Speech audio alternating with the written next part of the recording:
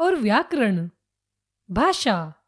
पिछली कक्षाओं में हमने जाना कि भाषा वह साधन है जिसके द्वारा मनुष्य अपने भावों एवं विचारों को दूसरों के सामने अभिव्यक्त करता है तथा उनके भावों एवं विचारों को समझता है। किंतु अब हम यह जानेंगे कि मनुष्य को भाषा की आवश्यकता क्यों पड़ी। सृष्टि के प्रारंभ में जब भाषा का विकास नहीं हुआ था, तब मनुष्य संकेतों व चिन्हों के माध्यम से अपने विचार व्यक्त करता था। इतना ही नहीं, वह पशु पक्षियों की भांति विभिन्न ध्वनियों द्वारा भी अपनी भावनाओं का आदान प्रदान करता था। लेकिन सभ्यता के विकास के साथ साथ उसे अपनी बात दूसरों के सामने प्रकट करने के लिए तथा दूसरों की बात स्पष्टतया समझने के लिए एक उन्नत साधन की आवश्यकता अनुभव हुई, जिसके फलस्वरूप भाषा का जन्म हुआ। हमारा बोलना, सुनना, लिखना तथा पढ़ना सब भाषा द्वारा ही संभव हो सका।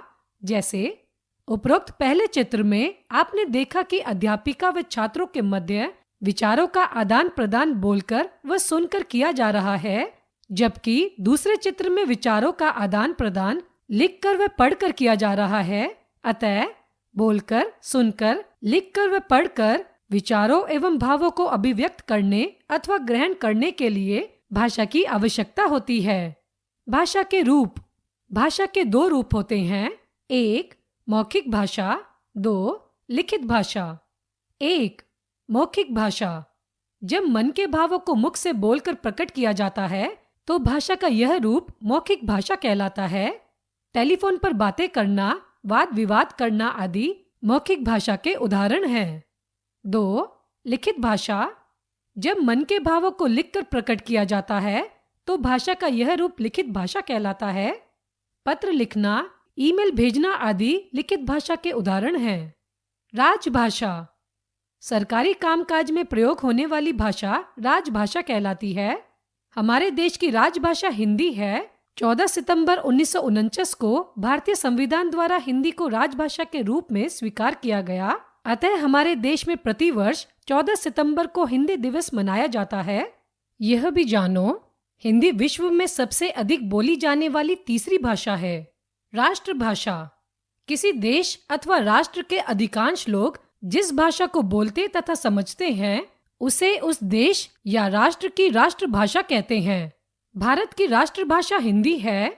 यह भारत के एक कोने से दूसरे कोने तक बोली व समझी जाती है तथा इसी के माध्यम से लोग अपने समस्त कार्य करते हैं। बोली साधारण बोलचाल की वह भाषा है जो किसी क्षेत्र या स्थान विशेष में बोली जाती है। जैसे गढ़वाल में गढ़वाली, कुमाऊं में कुमाऊनी, हरियाणा में हरियाणवी, हिमाचल में हिमाचली आदि। बोली का प्रयोग केवल बोलचाल के रूप में ही किया जाता है। इसे प्राय लिखा नहीं जा सकता। जब बोली में साहित्यिक रचना होने लगती है तो वह उपभाषा बन जाती है। जैसे ब्रज और अवधी दोनों ब्रज तथा अवध की क्षेत्रीय भाषा हैं, परंतु सूरदास जी ने ब्रज भाषा में सूरसागर की तथा तुलसीदास जी ने अवधी भाषा में रामचरितमानस की रचना की है, जिसके कारण ये दोनों बोलियां उपभाषाएं बन गई। सामान्य रूप से किसी क्षेत्र विशेष में प्रयोग की जाने वाली भाषा बोली कहलाती है। लिपि। आरंभ में भाषा केवल बोली जाती थी, इसका कोई लिखित रूप नहीं था। धीरे धीरे इसके लिखित रूप की आवश्यकता अनुभव होने लगी, जिसके परिणाम स्वरूप प्रत्येक बोली जाने वाली ध्वनि के लिए निश्चित चिन्ह बनाए गए। ये चिन्ह ही लिखित भाषा के वर्ण या अक्षर बने। इस प्रकार प्रत्येक भाषा अलग अलग प्रकार से लिखी जाने लगी। किसी भी भाषा के लिखने की विधि को लिपि कहते हैं। विभिन्न भाषाएं अलग अलग लिपियों में लिखी जाती हैं। भाषा लिपि। हिंदी, संस्कृत, मराठी, कोंकणी, देवनागरी, चीनी, चित्रलिपि, उर्दू, फारसी, बांग्ला, बंगाली, पंजाबी, गुरुमुखी, अंग्रेजी, जर्मन, फ्रांसीसी, रोमन। व्याकरण। पढ़िए और समझिए। क ख। मेरे को विद्यालय जाना है। मुझे विद्यालय जाना है। वर्षा तेज हो रहा है। वर्षा तेज हो रही है। कौन बाहर खड़ा है। बाहर कौन खड़ा है। आनंदी ने भाषण दी। आनंदी ने भाषण दिया।